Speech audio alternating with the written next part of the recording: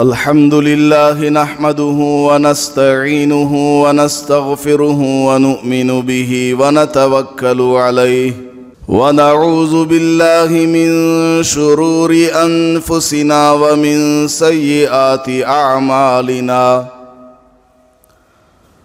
من يهده الله فلا مضل له ومن يضلله فلا هادي له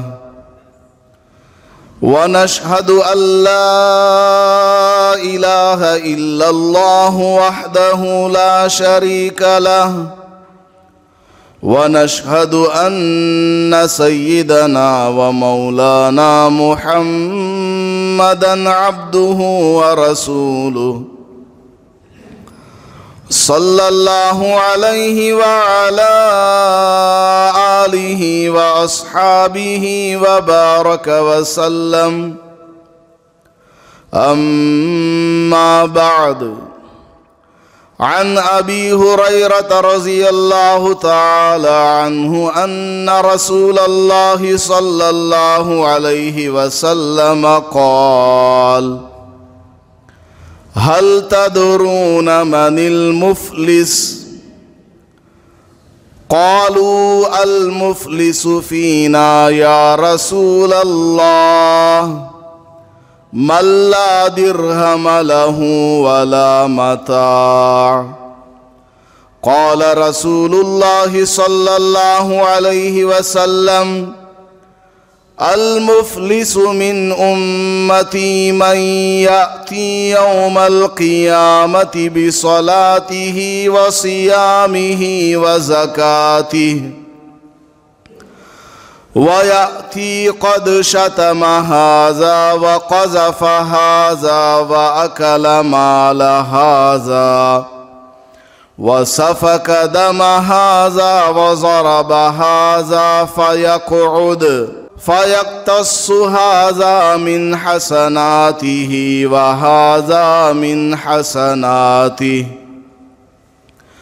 فإن فنيت حسناته قبل أن يقتص ما عليه من الخطايا أخذ من خطاياهم فطرح عليه ثم طرح في النار أو كما قال عليه الصلاة والسلام. رب اشرح لي صدري ويسر لي أمري واحلل عقدة من لساني يفقه قولي. معزز سامعین کرام، حضرت ابو ہریرہ رضی اللہ تعالی عنہ ارشاد فرماتے ہیں کہ ایک مرتبہ مجلس میں سرکار دو عالم صلی اللہ علیہ وسلم نے صحابہ رضی اللہ عنہم اجمعین سے ایک سوال کیا، هل تدرون من المفلس؟ کیا تم جانتے ہو کہ مفلس کس کو کہتے ہیں؟ مفلس کون ہے؟ عربی زبان میں روپیہ اور پیسے کو فلوس کہا جاتا ہے، اسی سے مفلس بنا ہے، اور عربی زبان کی جو عام بول چال ہے اس کے اعتبار سے مفلس ایسے آدمی کو کہا جاتا ہے جو نہایت غریب ہو۔ تو صحابہ رضی اللہ عنہم اجمعین میں سے بعض نے جواب دیا المفلس فینا یا رسول اللہ من لا درہم لہ ولا متاع۔ اے اللہ کے رسول، ہماری عام گفتگو میں، عام بول چال میں مفلس اس آدمی کو کہا جاتا ہے جس کے پاس نہ تو کوئی درہم ہو اور نہ ہی کوئی سامان ہو، قیمتی سامان جو بالکل خالی ہو، روپیوں پیسوں سے خالی ہو، جائیداد، زمین، بینک بیلنس وغیرہ سے بالکل خالی ہو، ایسے آدمی کو مفلس کہا جاتا ہے۔ اللہ کے نبی علیہ الصلاۃ والسلام نے ارشاد فرمایا، المفلس من امتی، سن لو میری امت میں مفلس وہ آدمی ہے، من یأتی یوم القیامتی، جو کہ قیامت کے دن اللہ کے سامنے حاضر ہوگا، بصلاتہ، اپنی نمازوں کے ساتھ، وصیامہ، اپنے روزوں کے ساتھ، وزکاتہ، اور اپنی زکوٰۃ کے ساتھ حاضر ہوگا۔ یعنی اس کے نامہ اعمال میں بہت ساری نمازیں ہوں گی، وہ آدمی دنیا میں نمازی رہا ہوگا، تبھی تو قیامت میں نماز کو اللہ کے سامنے پیش کر رہا ہے۔ وصیامہ، دنیا میں اس نے رمضان المبارک کے روزوں کا اہتمام کیا ہوا ہوگا، اس لیے قیامت میں وہ اپنے روزوں کے ساتھ حاضر ہوگا اللہ کی بارگاہ میں۔ وزکاتہ، دنیا میں اس نے زکوٰۃ ادا کی ہوگی، زکوٰۃ کے ساتھ وہ اللہ کی بارگاہ میں قیامت میں حاضر ہوگا۔ اس کے نام اعمال میں نماز بھی ہے، روزہ بھی ہے، زکوٰۃ بھی ہے، اور ساتھ میں کیا ہے؟ وَيَأْتِي قَدْ شَتَمَ هَذَا وَقَذَفَ هَذَا وَأَكَلَ مَالَ هَذَا وَسَفَكَ دَمَ هَذَا وَضَرَبَ هَذَا۔ لیکن کیا ہوگا؟ قیامت کے دن اس کے نیک اعمال کے ساتھ میں کچھ برائیاں بھی ہوں گی، اور کون سی برائیوں کا ذکر فرمایا حضور نے؟ ان برائیوں کا، ان گناہوں کا ذکر فرمایا جن کا تعلق بندوں سے ہے۔ حقوق اللہ جس کو کہا جاتا ہے، اس کا حضور پاک صلی اللہ علیہ وسلم نے ذکر نہیں فرمایا، بلکہ حقوق العباد، بندوں کے حقوق کو اللہ کے رسول صلی اللہ علیہ وسلم نے ذکر فرمایا کہ یہ اپنی نیکیوں کے ساتھ ساتھ فلاں فلاں گناہ کو بھی لے کر کے آئے گا۔ کیا گناہ کیا تھا؟ قد شتم ھذا، کہ اس آدمی نے جو کہ نمازی بھی تھا، جو کہ روزے دار بھی تھا، جو کہ زکوٰۃ دینے والا بھی تھا، صدقہ خیرات کرنے والا بھی تھا، مسجدوں کو مدرسوں کو چندہ دینے والا بھی تھا، غریبوں یتیموں بیواؤں پر اپنا مال خرچ کرنے والا بھی تھا، لیکن وشتم ھذا، اس نے فلاں کسی مسلمان کو گالی بھی دی ہوگی، برا بھلا کہا ہوگا، یا اس کی ماں بہن کو گالی دی ہوگی، یا اس کے خاندان کو برا بھلا کہا ہوگا۔ وَقَذَفَ هَذَا، ایک دوسرا آدمی ہوگا، اس پر اس نے جھوٹا الزام لگایا ہوگا کہ یہ فلاں ہے، شرابی ہے، زانی ہے، یہ حرام کا مال کھانے والا ہے، حرام طریقے سے مال کمانے والا ہے۔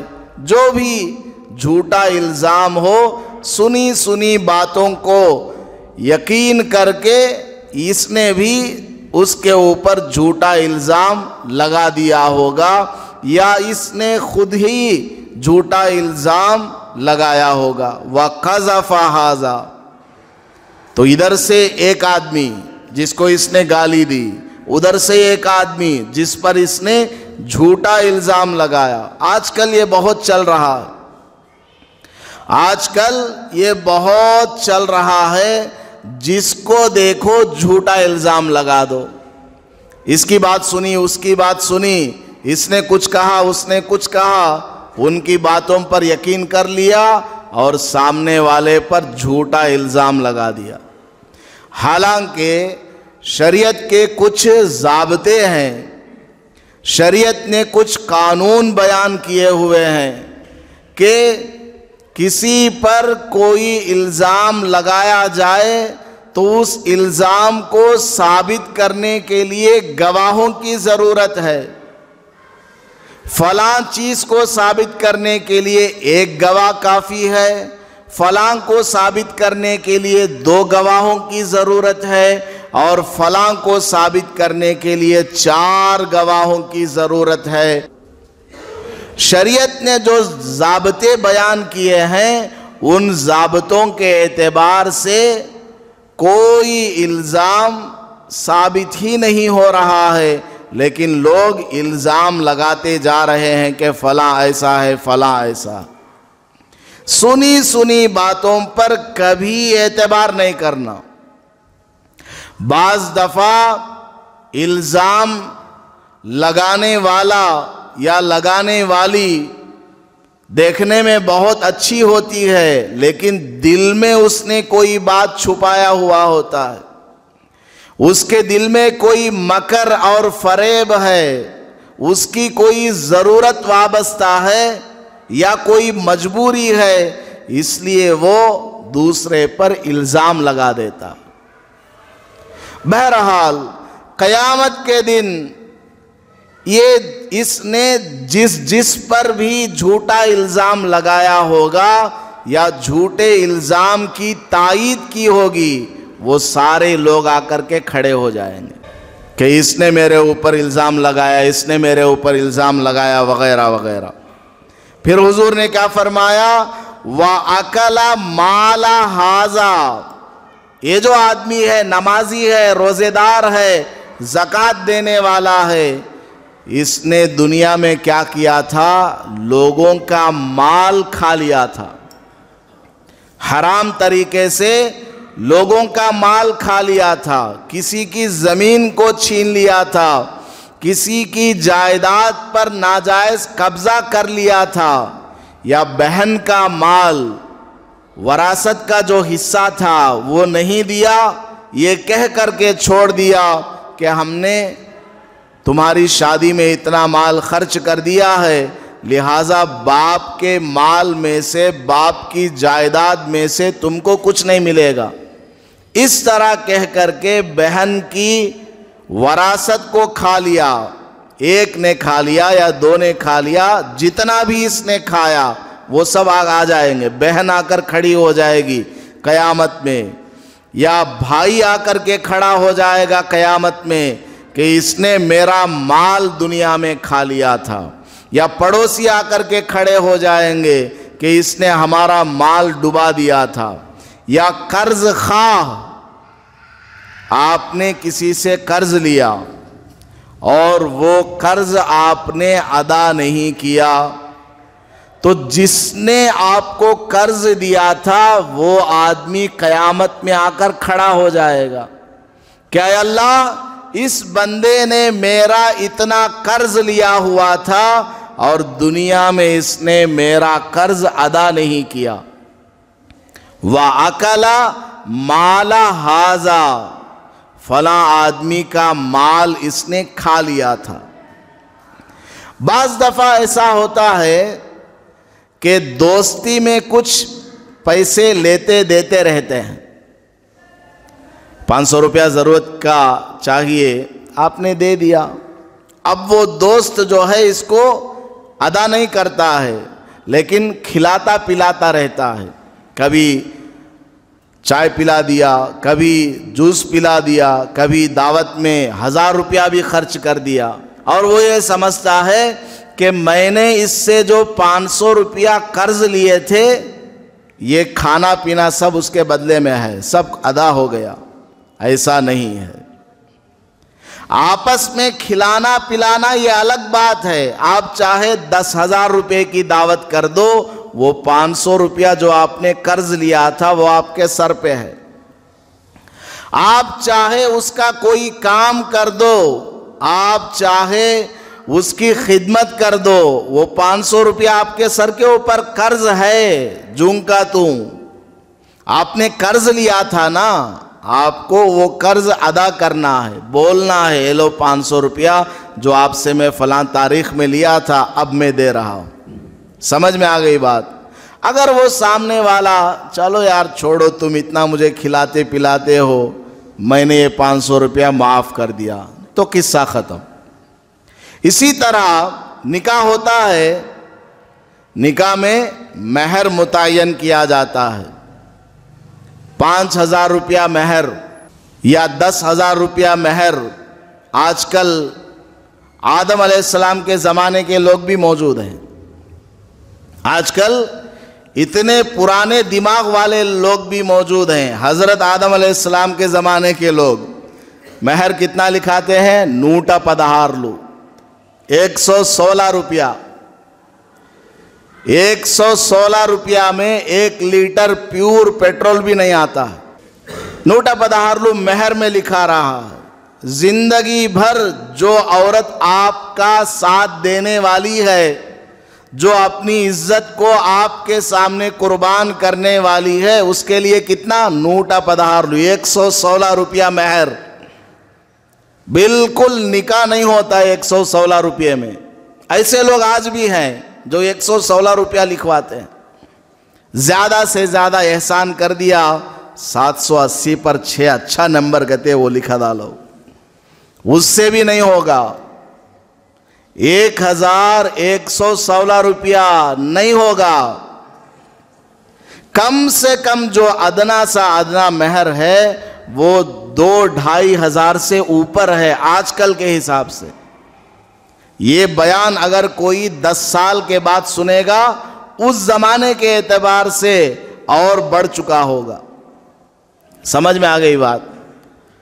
تو مہر آپ نے شریعت کے مطابق علماء سے پوچھ کر جتنا لکھوایا، مثال کے طور پر آپ نے 10,000 روپیہ مہر لکھوایا، نکاح ہو گیا، لیکن آپ نے 10,000 روپیہ مہر نہیں دیا. حالانکہ شریعت کا حکم کیا ہے؟ بیوی کو اس کا چہرہ دیکھنے سے پہلے وہ 10,000 روپیہ ادا کرو. بند کمرے میں جب وہ آئے گی یا آپ جائیں گے تو اس کا چہرہ دیکھنے سے پہلے مہر ادا کر دو. اس کے جسم پر ہاتھ لگانے سے پہلے وہ 10,000 روپیہ مہر ادا کر دو. یہ شریعت کا حکم ہے. شادی محل کے لیے 1,00,000 روپیہ دینے تیار ہیں.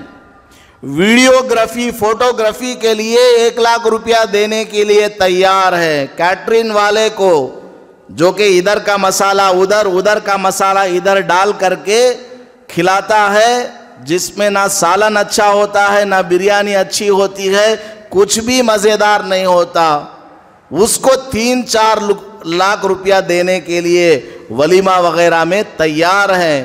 لیکن بیوی کا جو مہر ہے 10,000 روپیہ وہ دینے کے لیے تیار نہیں.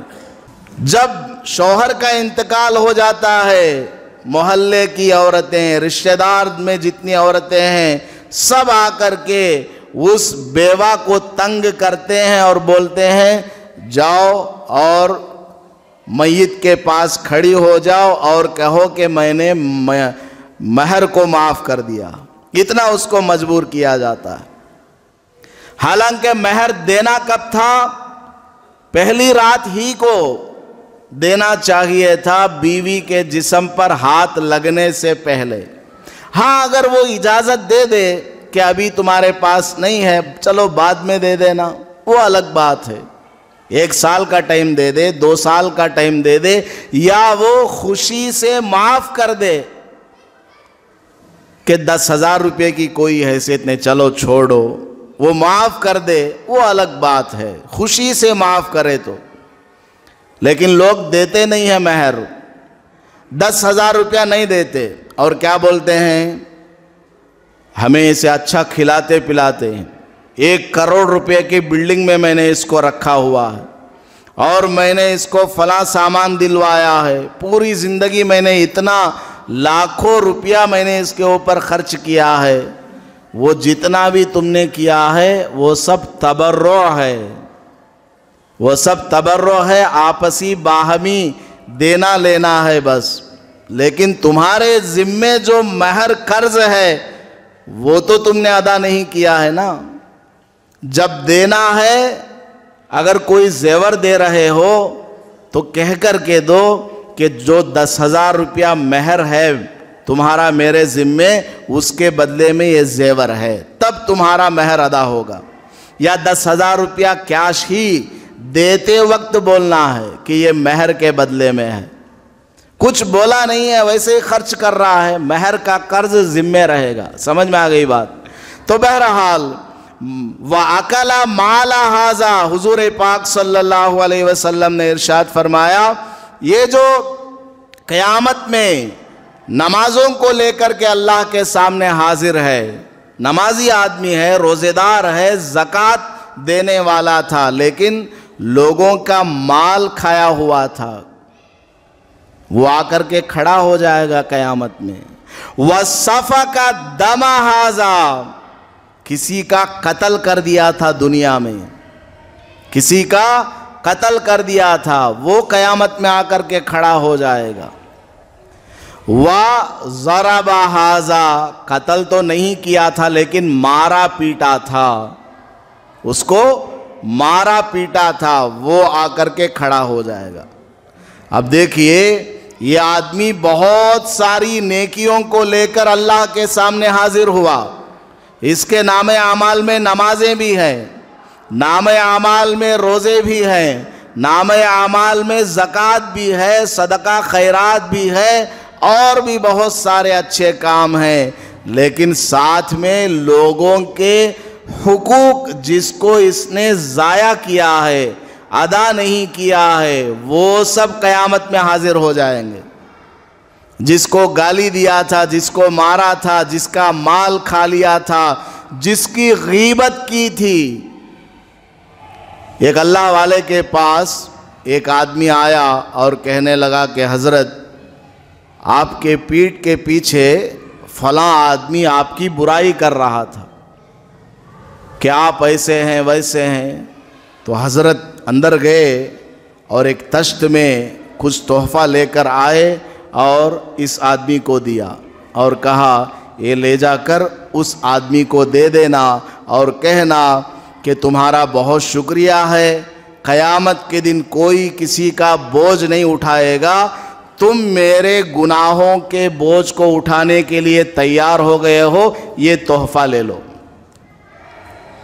मतलब क्या है? वो आदमी जिसने इस अल्लाह वाले की गीबत की है, बुराई की है, क़यामत के दिन इस अल्लाह वाले के गुनाह उसके सर पे डाल दिए जाएंगे। जितनी उसने बुराई की होगी, जितनी उसने गीबत की होगी, परसेंटेज के एतबार से अल्लाह के पास कोई थर्मामीटर होगा, उस हिसाब से अल्लाह ताला इस अल्लाह वाले के गुनाह उठा करके उस बुराई करने वाले के सर पे डाल देगा। इस हदीस में वही है, इस हदीस में उसी का बयान है कि एक आदमी बहुत सारे नेक आमाल लेकर क़यामत के दिन अल्लाह के सामने हाजिर होगा, लेकिन साथ में लोगों के हुकूक को भी ज़ाया किया होगा। तो क्या होगा? वो सारे लोग आकर के खड़े हो जाएंगे, ऐ अल्लाह, इसने दुनिया में मुझे गाली दी थी। वहाँ कोई माफ़ करने वाला नहीं है, आज माफ़ सब कर देंगे। बड़ा सा बड़ा आपका मुखालिफ है, दुश्मन है, वो माफ़ कर देगा आज आपको, आज नहीं तो कल माफ़ कर देगा। या उसने माफ़ नहीं भी किया, आप बराबर माफ़ी मांगते रहे, अल्लाह ताला माफ़ कर देगा। और उसके माफ़ ना करने पर भी क़यामत में कोई पूछ नहीं होगी, क्योंकि आपकी तरफ से खूब आपने कोशिश की है, इखलास के साथ आपने उससे बार बार माफ़ी मांग ली है, आपको जितना करना था आपने कर लिया है। लेकिन क़यामत में आदमी एक एक नेकी को तरसेगा, یوم یفر المرء من اخیہ، قیامت کے دن ایک بھائی دوسرے بھائی سے دور بھاگے گا۔ کیوں؟ کیونکہ وہ بھائی آ کر کے کہے گا ارے میں تیرا بڑا بھائی تھا، دنیا میں میں نے تیرے اوپر بہت مال خرچ کیا اور تم کو میں نے پڑھایا لکھایا بڑا کیا ہے، تجارت میں نے تجھ کو ڈیولپ کیا ہے، آج مجھے جنت میں جانے کے لیے ایک نیکی کی کمی پڑ رہی ہے، ذرا ایک نیکی دے دے۔ وہ نہیں دے گا، وہ بھاگ جائے گا، بیوی سے بھاگ جائے گا، شوہر سے بیوی بھاگ جائے گی، اولاد ماں باپ کو دیکھ کر کے بھاگ جائے گی، ماں باپ اولاد سے بھاگ جائیں گے، ہر ایک دوسرے کو اپنا چہرہ دکھانے سے چھپائے گا، اپنا چہرہ چھپائیں گے، کہیں کوئی میرا جاننے والا نہ آ جائے اور آ کر کے پوچھ نہ لے کہ میں نے دنیا میں تمہارے اوپر فلاں فلاں احسان کیا تھا، آج مجھے اس احسان کے بدلے میں صرف ایک نیکی دے دو۔ قیامت میں کوئی ایک نیکی دینے والا نہیں ہے۔ اب وہ کیا کرے گا؟ کوئی نیکی دینے والا نہیں ہے، چلو فلاں نے مجھے گالی دی تھی، چلو بھاگو اس کے پاس، اے اللہ اس کو ابھی جنت میں مت بھیجنا، ابھی اس کو سٹاپ روکے رکھو۔ کیا بات ہے؟ اللہ اس نے مجھے دنیا میں مارا تھا، اچھا مارا تھا، گالی دی تھی، اچھا میرا مال اس نے کھا لیا تھا ناجائز طریقے پر، اچھا چلو پہلے اس کا انصاف کرو۔ ایک سینگ والی بکری نے اگر بے سینگ والی بکری کو مارا ہے تو قیامت میں اللہ تعالیٰ دونوں بکریوں کو زندہ کرے گا، بے سینگ والی بکری کو اللہ سینگ دے گا اور بدلہ دلوائے گا، پھر دونوں کو مٹی کر دیا جائے گا۔ لیکن انسان کا معاملہ تو ایسا نہیں ہے نا، انسان کو تو وہاں بھی ہمیشہ رہنا ہے، اس لیے وہاں پر بدلہ دلوایا جائے گا۔ کیا بدلہ دلوایا جائے گا؟ فَيَقْعُدْ، اس آدمی کو وہاں بٹھا دیا جائے گا، جو آدمی ہے مجرم اس کو بٹھا دیا جائے گا۔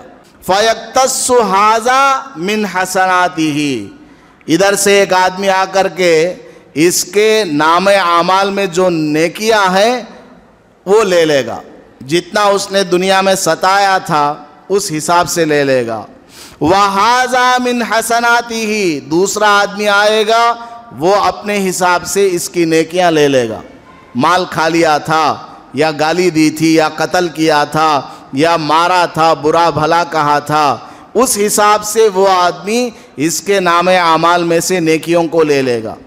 اس طرح لوگ آتے جائیں گے اور اس مجرم کے نام اعمال میں جتنی نیکیاں ہوں گی وہ لیتے جائیں گے۔ فَإِن فَنِيَتْ مِنْ حَسَنَاتِهِ قَبْلَ أَن يُقْتَصَّ مَا عَلَيْهِ مِنَ الْخَطَايَا، اگر اس کے نام اعمال میں سے نیکیوں کو بانٹتے بانٹتے ساری نیکیاں ختم ہو جائیں گی اور بھی لائن لگی ہوئی ہے لوگوں کی، فلاں بادشاہ بھائی بھی آئے، سلیم بھائی بھی آئے، عبداللہ بھائی بھی آئے، انہوں نے اپنا اپنا حق قیامت میں لے لیا، لیکن اور بھی لائن لگی ہوئی ہے، ایک لنگڑا آدمی بھی آ رہا ہے، اے اللہ اس نے مجھے بھی مارا تھا دنیا میں، اب اس کے نام اعمال میں کیا ہے؟ کچھ نہیں ہے، پوری نیکیاں چلی گئیں، ساری نمازیں ختم ہو گئیں، سارے روزے ختم ہو گئے، ساری زکوٰۃ صدقات و خیرات مسجد میں مدرسے میں یتیموں میں بیواؤں میں جو مال اس نے تقسیم کیا تھا سب کا ثواب لوگوں میں بانٹ دیا گیا، اور بھی لوگ آ رہے ہیں اس کے خلاف شکایت کرنے کے لیے۔ اب ان کے حقوق کو اللہ تعالیٰ کیسے بدلہ دلوائیں گے؟ ان کے حقوق کا بدلہ تو حضور پاک صلی اللہ علیہ وسلم نے فرمایا وَخِذَ مِنْ خَطَایَاهُمْ، جو لوگ آ رہے ہیں جن کا حق اس مجرم نے دنیا میں ضائع کیا تھا، ادا نہیں کیا تھا، ان لوگوں کے گناہوں کو اللہ تعالیٰ لے گا، فَطُرِحَ عَلَيْهِ، ان کے گناہوں کو اس کے سر پہ ڈال دے گا، ان کے گناہوں کو اس کے سر پہ اللہ ڈال دے گا. وہ آئے گا اپنے تھوڑے گناہ گالی کے بدلے میں ڈال کر کے جائے گا. یہ آئے گا تھوڑے گناہ اس نے جو مال دنیا میں کھا لیا تھا اسی حساب سے اس کے سر پہ ڈال کر چلا جائے گا. اس طرح سارے لوگ اپنے اپنے گناہ اس آدمی کے سر پر ڈال کر چلے جائیں گے. ثم طرح فی النار، پھر یہ اس آدمی کو جہنم میں ڈال دیا جائے گا. لیکن یہ آیا کیسے تھا؟ جب اللہ کی بارگاہ میں یہ سب سے پہلے حاضر ہوا تھا بِصَلَاتِهِ، بہت ساری نمازیں لے کر کے آیا تھا. بِصِيَامِهِ، بہت سارے روزے لے کر کے آیا تھا. بِزَكَاتِهِ، بہت سی زکوٰۃ یہ لے کر کے آیا تھا. بہت اچھے اعمال یہ لے کر کے آیا تھا. لیکن دنیا میں چونکہ اس نے لوگوں کو ستایا تھا، لوگوں کا حق دبا لیا تھا یا لوگوں کو مارا تھا، ان کی برائی وغیرہ کی تھی، اس کی وجہ سے لوگوں میں اس کے اچھے اعمال کا ثواب تقسیم کر دیا گیا. بالآخر اس کے نام اعمال میں کوئی نیکی باقی نہیں رہی، اور ادھر سے لوگ اور بھی آ رہے ہیں اور اپنا حساب چاہتے ہیں. تو اللہ نے کیا کیا؟ آنے والے لوگوں کے گناہوں کو اس کے سر پہ ڈال دیا. بالآخر یہ آدمی جہنم میں چلا گیا. تو حضور اکرم صلی اللہ علیہ وسلم نے فرمایا یہ ہے مفلس. شروع میں سوال کیا تھا حضور نے، ہل تدرون من المفلس، کیا تم جانتے ہو مفلس کون ہے؟ صحابہ نے سیدھا سادہ جواب دیا تھا، مفلس فلوس، جس آدمی کے پاس من لا درہم لہ ولا متاع، جس آدمی کے پاس روپیہ پیسہ نہ ہو، جس آدمی کے پاس کوئی قیمتی سامان نہ ہو، وہ مفلس ہے ہمارے اعتبار سے. تو حضور پاک صلی اللہ علیہ وسلم نے جواب میں ارشاد فرمایا مفلس میری امت میں سے وہ آدمی ہے جو قیامت میں بہت سارے اچھے اعمال کو لے کر حاضر ہوگا، لیکن دنیا میں لوگوں کے حقوق ادا نہ کرنے کی وجہ سے اس کے سارے اعمال لوگوں میں تقسیم کر دیے جائیں گے. یہ بالکل خالی ہاتھ ہو جائے گا، الٹا اس کے اوپر گناہوں کا بوجھ آ جائے گا اور جہنم میں چلا جائے گا. تو اس حدیث سے ہمیں کیا معلوم ہوا کہ صرف نماز پڑھ لینے سے کام نہیں چلنے والا، صرف زکوٰۃ دینے سے، رمضان کے روزے رکھ لینے سے اور حج کر لینے سے کام چلنے والا نہیں ہے. لوگوں کے جو حقوق ہیں ان کو ادا کرنا بھی بہت ضروری ہے. ماں باپ کا کیا حق ہے اس کو جاننا ضروری ہے. اولاد کی ذمہ داری ہے کہ وہ اپنے ماں باپ کے حقوق کو جانے. ماں کا کیا حق ہے، باپ کا کیا حق ہے. اگر آپ کے پڑوس میں کوئی مسلمان رہتا ہے یا کوئی غیر مسلم رہتا ہے، آپ کی ذمہ داری ہے کہ پڑوسی کے کیا کیا حقوق ہیں، مسلمان ہے تو کیا حق ہے، غیر مسلم ہے تو کیا حق ہے، آپ کو جاننا ضروری ہے. کوئی آ کر آپ کو نہیں بتائے گا، آپ کے اوپر خود ذمہ داری ہے کہ آپ خود سے جا کر کے علماء سے پوچھ کر کے معلوم کریں. اگر آپ شوہر ہیں تو آپ کی ذمہ داری ہے کہ آپ اپنی بیوی کے حقوق کو جانیں. اکثر میاں بیوی کے درمیان جو جھگڑے پیدا ہوتے ہیں وہ ایک دوسرے کے حقوق کو نہ سمجھنے کی وجہ سے، ایک دوسرے کا کیا حق ہے نہ جاننے کی وجہ سے ہی جھگڑے ہوتے ہیں.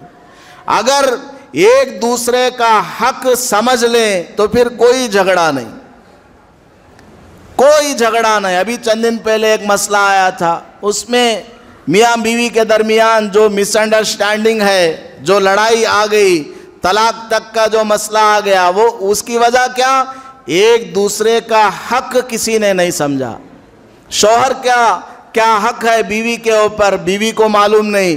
بیوی کا کیا حق ہے شوہر کے اوپر، شوہر کو معلوم نہیں. بیوی کا کیا حق ہے شوہر کے اوپر، اس کو کھانا پینا دے اور اس کو رہنے کے لیے انتظام کرے، الگ سے انتظام کرے. کیوں؟ اس کو سمجھیے گا. ایک بڑا بھائی ہے, اس کے 2-3 اور بھائی ہیں, سب مل جل کے رہتے ہیں, تو وہاں کیا مسئلہ آئے گا؟ سب سے پہلا مسئلہ آئے گا پردے کا. اس کی بیوی اس کے لیے نامحرم, اس کی بیوی اس کے لیے نامحرم, اس کی بیوی اس کے لیے نامحرم ہے. یعنی یہ اس کی بیوی کو نہیں دیکھ سکتا, یہ اس کی بیوی کو نہیں دیکھ سکتا. ایک دوسرے کی بیوی کو دیکھنا جائز نہیں ہے. اب کمبائنڈ فیملی میں ایک ہی جگہ رہتے ہیں, اب عورت بھی کیا کرے گی؟ کب تک وہ برقع پہن کر کے رہے گی؟ ہے کہ نہیں؟ اس لیے مرد کی ذمہ داری ہے کہ وہ الگ انتظام کرے اپنی بیوی کے لیے, اور دوسرے مرد کی ذمہ داری ہے کہ وہ اپنی بیوی کے لیے الگ انتظام کرے. اگر خدا نہ خواستہ کسی آدمی میں الگ مکان کا انتظام نہیں ہے تو اسی مکان میں الگ کمرہ اس کو دے دے, اپنی بیوی کے لیے الگ کمرہ الگ جگہ دے دے, وہ اسی میں رہے گی, اپنا کام و کاج کرتی رہے گی. سمجھ میں آ گئی بات؟ اگر ایک ساتھ رہتے ہیں اور ایک ساتھ رہن سہن ہے, وہاں عورت کے لیے برقع پہن کر 24 گھنٹے رہنا بہت بڑی مصیبت ہے. اب اس کے لیے کیا ہے؟ کپڑا جو ہے ڈھیلا ڈھالا پہنے, اور جب بھی وہ اپنے کچن سے یا اپنے روم سے نکل کر باہر آئے مکمل پردے کے ساتھ, یعنی برقع پہننے کی ضرورت نہیں ہے, کپڑا ڈھیلا ڈھالا ہو اور چہرے کا جو چادر ہے اس کو تھوڑا لمبا کر کے رکھے تاکہ کسی کی نظر نہ پڑے. اور جو گھر میں مرد ہے نامحرم, وہ کیا کرے؟ اپنی نگاہ کو نیچا رکھے. اگر ضرورت کے لیے جائے, بس ضرورت پوری ہو گئے ہٹ جائے, جب ضرورت کے لیے جائے تو کیا کرے؟ نگاہ کو نیچا رکھے. اب یہ ساری چیزیں, اتنی ساری قیودات ہیں, شرطیں ہیں, اس کے ساتھ میں ہم لوگ زندگی گزاریں گے تو ہمارے لیے کیا ہو جائے گا؟ دشواری آئے گی کہ نہیں آئے گی؟ اسی لیے شریعت کا حکم یہ ہے کہ جیسے ہی کوئی لڑکا کسی لڑکی سے شادی کرے تو اس کے کھانے پینے کا انتظام کرے, اور کیا کرے؟ اس کے الگ رہنے کا انتظام کرے. چاہے ایک ہی گھر میں الگ رہنے کا انتظام کرے یا الگ جگہ انتظام کرے. خاص مکان کا ہونا کوئی ضروری نہیں ہے, کرائے کا مکان ہی صحیح. اور کمبائنڈ فیملی میں ایک مصیبت یہ بھی آتی ہے, ساس نے بہو کو ڈانٹ دیا, نڑند نے آ کر کے کچھ کہہ دیا, یا بڑے بھائی کی بیوی نے چھوٹے بھائی کی بیوی کو کچھ کہہ دیا, یا اس نے اس کو کچھ کہہ دیا, اس کے بچے نے اس کو مارا, اس کے بچے نے اس کو مارا. ہوتا ہے کہ نہیں ہوتا؟ اس طرح جھگڑے ہوتے ہوتے یہاں تک جھگڑا آگے بڑھ جاتا ہے کہ آپس میں ایسا افتراق, ایسی جدائی ہو جاتی ہے کہ پھر زندگی میں کبھی بات ہی نہیں کرتے ایک دوسرے کو. اس لیے شریعت کا حکم یہ ہے کہ بیوی کو الگ مکان دو, الگ رہنے کا انتظام کرو. اب اگر کوئی الگ جانا چاہے, اس کے اوپر لوگ انگلی ڈالتے ہیں, دیکھو بھائی انہیں الگ جانا چاہتا ہے, یہ آدمی اپنی شادی ہوتے ہی ماں باپ سے الگ ہو گیا. دیکھو لوگ بولتے ہیں کہ نہیں بولتے ہیں؟ ایسا نہیں ہے, وہ الگ جا رہا ہے جسمانی اعتبار سے, ورنہ ماں باپ کے ساتھ اس بچے کا تعلق ہے, ماں باپ کی خدمت کرے, ان کے گھر کا کرایہ ادا کرے. اگر ماں باپ کے پاس خود مال نہیں ہے تو وہ بیٹا اپنی ماں باپ کے روزی کا بھی انتظام کرے اور گھر کے کرائے کا بھی انتظام کرے. یہ بہت لمبی ٹاپک ہے, اس سلسلے میں الگ سے 1-2 گھنٹہ بیان کرنے کی ضرورت ہے. تو میں یہ عرض کر رہا تھا, قیامت میں ہم سب پکڑے جائیں گے اگر ہم نے لوگوں کے حقوق کو نہیں جانا اور نہیں ادا کیا.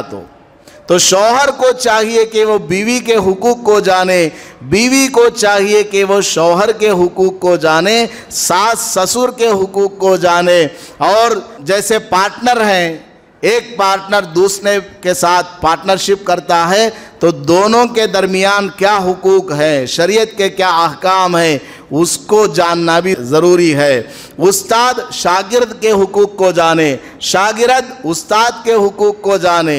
ایک دوسرے کے حقوق کو جانے بغیر ہم اسی طرح زندگی گزارتے رہیں گے، ہمارے درمیان لڑائیاں، جدائیاں، برائیاں پیدا ہوتی چلی جائیں گی۔ ایک درخواست آپ سے کرتا ہوں، جتنے نوجوان ہیں بے شادی شدہ، جتنے نوجوان ہیں بے شادی شدہ، ان سب سے میری درخواست ہے، بلکہ ہر جگہ یہ ہونا چاہیے۔ وہ کیا ہے؟ شادی کورس۔ شادی کورس۔ شادی اگر کوئی لڑکا کرنے جا رہا ہے یا کوئی لڑکی کرنے جا رہی ہے تو ان کے لیے 2 دن کا کم از کم کورس ہونا چاہیے، جس میں شوہر کو بتایا جائے کہ شادی کس کو کہتے ہیں، نکاح کیا چیز ہے، نکاح کی اہمیت شریعت میں کتنی ہے، اور شادی کرنا ہو تو تم کو کیا کیا کرنا، کیا نہیں کرنا ہے، اور بیوی کے تمہارے اوپر کیا حقوق ہیں۔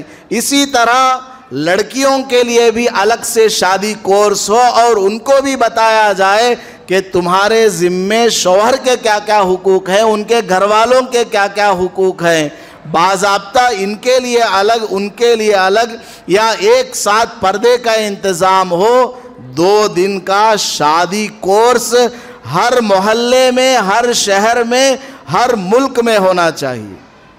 یہ اگر ہو جائے گا انشاءاللہ طلاق کی جو شرح ہے، طلاق کا جو پرسنٹیج ہے وہ مائنس میں چلا جائے گا۔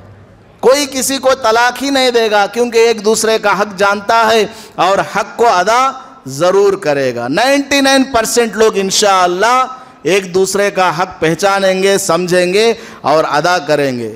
تو اس لیے شادی کورس کا آپ لوگ انتظام کریں۔